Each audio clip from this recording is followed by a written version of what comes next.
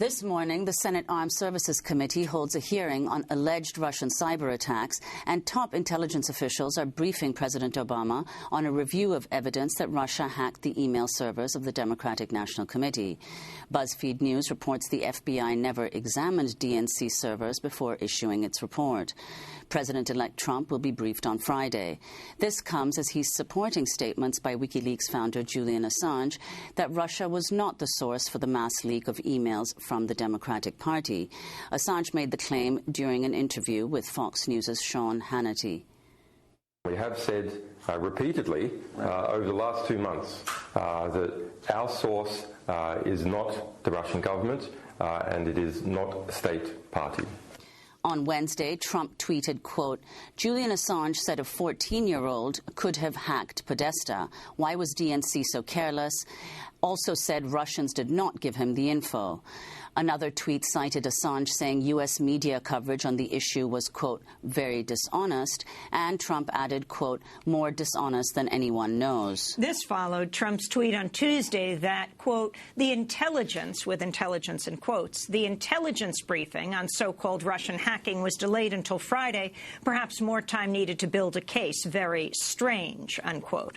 The Wall Street Journal reports Trump is planning an overhaul of the CIA and the Office of the Director of National Intelligence that'll limit the power of the spy agencies, but put more spies on the streets. Well, for more, we're joined by Edward Greenwald, Pulitzer Prize-winning journalist, one of the founding editors of The Intercept. His latest article is headlined, Wash Post is richly rewarded for false news about Russia threat while public is deceived. In it, he writes, any story that bolsters the prevailing D.C. orthodoxy on the Russia threat, no matter how dubious, is spread far and wide. And then, as has happened so often, when the story turns out to be false or misleading, little or nothing is done to correct the deceitful effects. Glenn, welcome to Democracy Now! We have never seen Julian Assange in the news as much as he is being cited, by President-elect Donald Trump. Talk about what we know at this point around the hacking. The briefings are being had now by President Obama today, President-elect Trump tomorrow. President-elect Trump is citing Julian Assange over the intelligence chiefs that will brief him tomorrow. What's most remarkable, given how much discussion there has been, how many media reports have been devoted to this topic, what we actually know about any of this is very little. Of course, it's possible that the Russian government was actually behind these hacks. Nobody has ever said that Russia didn't do it. Nobody has ever said that this is the sort of thing Putin wouldn't do. This is the kind of stuff that the U.S. and Russia have both done to one another and to multiple countries around the world for many decades. Not just things like this, but far, far worse in terms of interfering in other countries' democracies and in their internal affairs. The real issue, though, is that there has been a very extreme dearth of evidence to actually support the claims that have come from the U.S. government, largely, though not exclusively, through anonymous sources laundered through newspapers. People were very skeptical, rightly so, when Julian Assange came out and declared that his source was not the Russian government or any state actor. There's good reasons for skepticism about whether Julian even knows that, and if he does know that, whether he's accurately describing who his source is when he has a duty to protect his source. Unfortunately, there's very little skepticism being applied to the agencies that have repeatedly misled and deceived and lied to the American public, which is the CIA and the other intelligence agencies who, when they're not lying, are often simply wrong, particularly when it comes to things like attribution of a hack, which is a very difficult thing to pin down. And so you have a really consequential and dangerous issue, which is ratcheting up tensions between two nuclear-armed powers who have decades of tensions, who have almost come to nuclear war on multiple occasions simply through misperception and miscommunication. And all of this is happening in a media environment that has proven over and over that they'll print anything, no matter how false and dubious, if it feeds the hysteria about Vladimir Putin and the Russians. And so this is a really toxic environment, and I think that journalists ought to be trying to rein it in and to demand some skepticism and restraint, and most of all, insist on seeing evidence, conclusive evidence publicly presented that what the CIA and the other intelligence agencies are claiming about the Russian government and what they did here is actually correct. But are you surprised to hear what what Assange has to say is being repeated by Donald Trump, the president-elect? I mean, go back to 2010, when Trump had a very different position on WikiLeaks and Julian Assange. As he was preparing to appear on Fox News' Brian Kilmeade's radio program, Trump had this to say when the show host brought up WikiLeaks. I think it's disgraceful. You do think it's disgraceful? I think there should be, like, death penalty or something. He should be given the death penalty or something, Donald Trump said in 2010. At the time, Trump was host of the reality television series Celebrity Apprentice. So, Glenn Greenwald, can you talk about Trump's change of heart? Sure. Trump's change of heart is purely opportunistic. It's obvious that that's the case. Republicans hated WikiLeaks when they were publishing cables about what the Bush administration was doing in both Iraq and Afghanistan, the war crimes that were committed. They wanted them hung as traitors. They wanted Julian Assange hurled into the United States to be imprisoned or worse. There were lots of calls for his death on Fox News and elsewhere. And that was at the same time, by the way, that lots of Democrats and liberals were praising WikiLeaks for bringing needed transparency to the war crimes and the abuses of the Bush administration. Now both sides have done a complete reversal for the same reasons we've seen over and over, which is partisan opportunism. WikiLeaks became this year a leaker not of documents that reflected poorly on the Bush administration, but that reflected poorly on the Clinton campaign and Hillary Clinton. And as a result, Democrats went from supporting WikiLeaks and viewing them as heroic and important agents of transparency to viewing them as traitors and liars and people that ought to be convicted. And Republicans did exactly the opposite reversal for exactly the same reasons, which is they went from viewing Julian Assange as a traitor to being a hero and an important conduit for information that the public has the right to know. And the polling, you can just look at it and you see the Democrats completely reversing what their view of WikiLeaks is from 2010 to 2016, and you see exactly the same thing with Republicans. Although it is amazing that not just Donald Trump, but even someone like Sarah Palin, who also called for WikiLeaks' death execution, who herself had her own emails published by WikiLeaks in the past, going on Facebook and saying, I want to apologize to Julian Assange. He's doing a really important service. And P.S., it's really important to go see Oliver Stone's film about Snowden. This is the ideological realignment that Trump's victory has ushered in. It has caused everybody to be very disoriented, to lose their footing, and that's what you're seeing is a lot of just grappling for positioning and people abandoning positions they've held for a really long time for reasons of convenience and opportunism. Well, we don't know, to go back to the intelligence briefings scheduled for today and tomorrow, we don't know what these briefings will reveal, but some have said that U.S. intelligence agencies have not published evidence for their findings on Russian involvement in the election for fear of exposing their sources. Do you think that's a legitimate concern, since it's one that journalists frequently invoke? It's possibly legitimate, depending upon what the evidence is. But because we don't know what the evidence is, all we can do is speculate. So assume they have the most conclusive evidence possible, that they literally have a wiretap of Vladimir Putin personally on a telephone call or through an email ordering the hacks of the DNC and Podesta in order to help Donald Trump. Just let's fantasize that that's the evidence that they have. Is there a good reason for them not to want to publicly disclose that? Of course there's a good reason, which is that it would blow their methodology for how they've accessed the communications at the highest level of the Kremlin. The problem, however, is that whatever legitimacy they might have for wanting to keep this evidence a secret, we as citizens and we as journalists are then put into a position where we either have to blindly believe what it is they're claiming, notwithstanding their long history of lying and deceit and error. We just say, We appreciate the fact that you can't show us this evidence. We're willing to blindly put our faith in the accusations that you've made and believe them to be true, even though you can't show us the evidence. Or we say, as citizens and as journalists, look, we understand that you can't show us this evidence, but because we can't see the evidence, we're not willing to blindly assume these accusations to be true and then resurrect a Cold War and pursue aggressive and bellicose policies the way John McCain and Lindsey Graham and Democrats in the Senate want to do, because we don't see evidence that what you're claiming is true. And I think that's the dilemma, is that as journalists and citizens, we need to see evidence before believing claims from institutions that have proven over and over that they're willing to lie and mislead. During his interview with Fox News' Sean Hannity this week, Assange was asked whether mainstream media in the U.S. is dishonest. It's very dishonest. Corrupt is interesting. It depends on your definition. If you look at what we published in the Podesta email, if they're colluding with Hillary, that's not corrupt. It's an ethical corruption.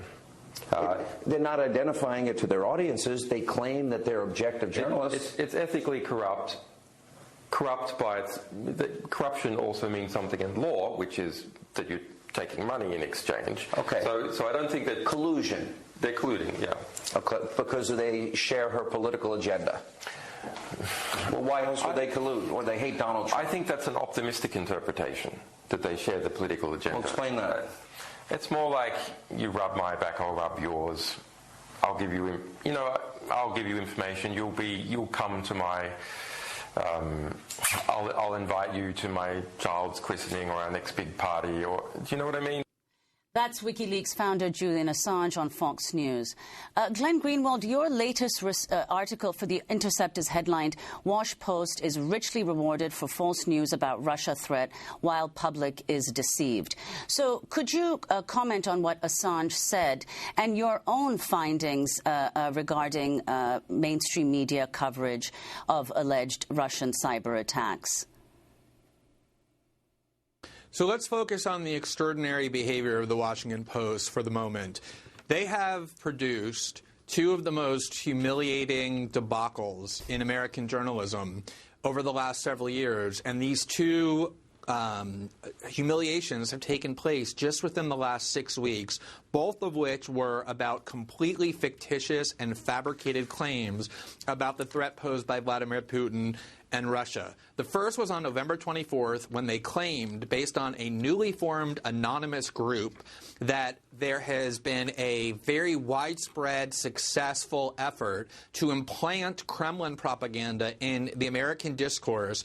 And they accomplished this by giving credence to this secret list that this anonymous group of cowards had created, in which they claimed that a whole range of American media outlets and websites, such as the Drudge Report and other libertarian critics of Hillary Clinton on the right, and longstanding left-wing critics of the Democratic Party like Naked Capitalism and Truth Out and Truth Dig on the left, they decreed them to be tools of Kremlin propaganda. And the Washington Post created this huge story that went all over the place based upon giving credence to this list and saying that Russian propaganda had been viewed more than 200 million times in the United States. Journalists all over Twitter throughout the American media mindlessly spread it, aggressively endorsed it. It became a huge story, and over the course of the next 2 weeks, the story completely collapsed, and there's now a major editor's note at the top of the article disclaiming the key source, saying that they did not intend to in any way vouch for the validity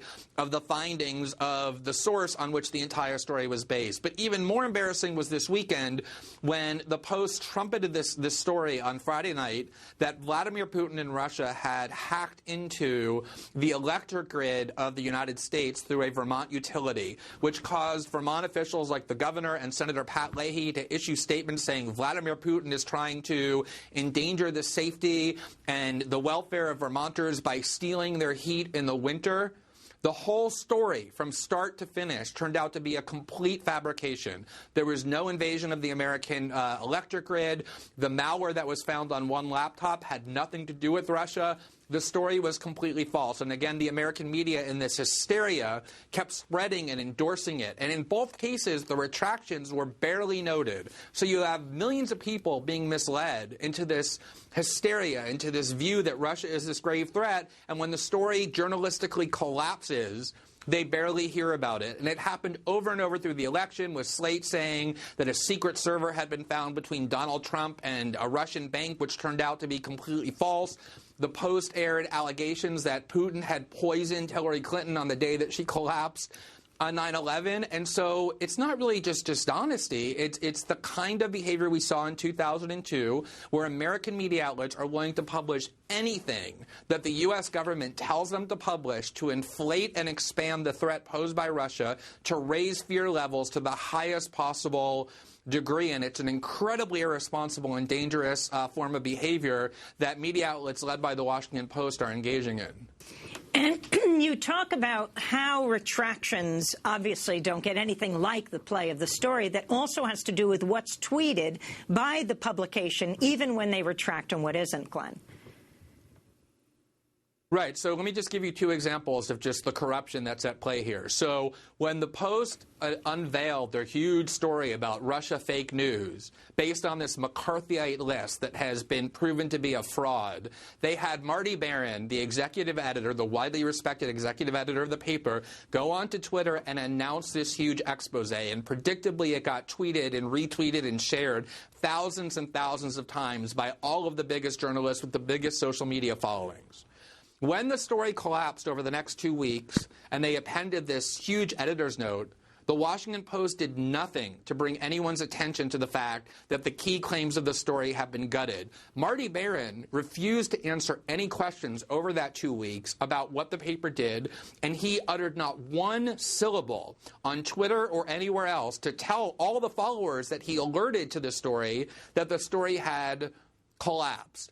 With the story that I just talked about over the weekend of how Putin had wanted to steal the heat from Vermonters to make them suffer in the winter, Brent Staples, who works for the New York Times editorial page, went on Twitter and said, "Our friend Putin has invaded the U.S. electric grid." And when that story collapsed and the Washington Post retracted it, he did something even worse. He just went and quietly deleted his tweet a day later, as though it never happened, and also failed to tell his 30,000 followers that what he had just told them the day before that caused them to run around and share with all their friends on Facebook and Twitter that this had happened was in fact a complete fiction. And you see this over and over and over again. And remember, these are the people who keep saying that fake news is a huge problem, that Facebook has to suppress it, and yet it's America's leading journalistic outlets that are doing more to disseminate false and deceitful stories than Macedonian teenagers by a huge amount. And when they do it, and it turns out that the stories are discredited, they take very little to no steps to alert the people that they've misled about the fact that the stories were false. And it's incredibly reckless journalistically. And these are the same people pretending to be crusaders against fake news who are themselves disseminating it more aggressively than anyone else. Well, Glenn Greenwald, let me ask you about the possible use of Twitter for the dissemination of other kinds of possibly fake information. You've repeatedly emphasized, as you just did, the role of Twitter in spreading false news by news media outlets. But this may be the first time in global history that a head of state, and that too of the most powerful state in the world, seems likely to use precisely this medium as one of his principal modes of communication. Do you think there are similar risks involved with official pronouncement conveyed through Twitter, as you say and have explained are with journalistic use of this medium? So I think there are two sides to this. One is there's a potential virtue to having politicians be able to communicate directly to their constituents and the people they represent without having to be mediated by American media outlets, especially ones that have proven to be untrustworthy. So in some sense, I actually think it's positive under the right circumstances, for a political leader, not Donald Trump, but just for political officials generally, to have a means to communicate directly to the people who they're supposed to be representing and who can then hear feedback back from those people. I mean, in theory, that would be a good model. The problem with Donald Trump using this is twofold. One is that when you're the actual president of the world's largest superpower with a massive nuclear arsenal, using Twitter is an extremely dangerous venue because it inherently has all kinds of ambiguities and possibilities for being misunderstood and for misleading people into what your actual intentions are. And that has happened over and over, where so many of his tweets are not even susceptible to reasoned discourse where you don't even know what he means. And when a president is issuing those kinds of ambiguous statements, those are the kinds of things that can ratchet up tensions unintentionally and even spark wars. But I think there's another sort of more pernicious aspect to it, which is what Trump is doing is he's trying to discredit every single source of information other than Donald Trump. So he's telling his followers, don't listen to the American media because they're liars. He's telling them, don't listen to the intelligence community because they defrauded you with Iraq. He's telling them, don't listen to experts because these experts are all corrupted and they're part of the D.C. swamp that he wants to drain. The only truth that you should trust comes from me, Donald Trump. And that is a very dangerous framework. It's pure authoritarianism when a political leader also becomes the only source of information that the population trusts. But unfortunately, his biggest allies in that are media outlets who have done the kinds of things that I just explained the Washington Post having done and journalists having helped them. They're the reason why people are losing faith in American media outlets. And that's what gives space to a demagogue like Donald Trump to say, I'm the only person who you can trust. And his use of Twitter is really a weapon, a powerful weapon in achieving that dangerous state of affairs. China's state news agency Xinhua said Twitter should not become an instrument of foreign policy, warning President-elect Trump.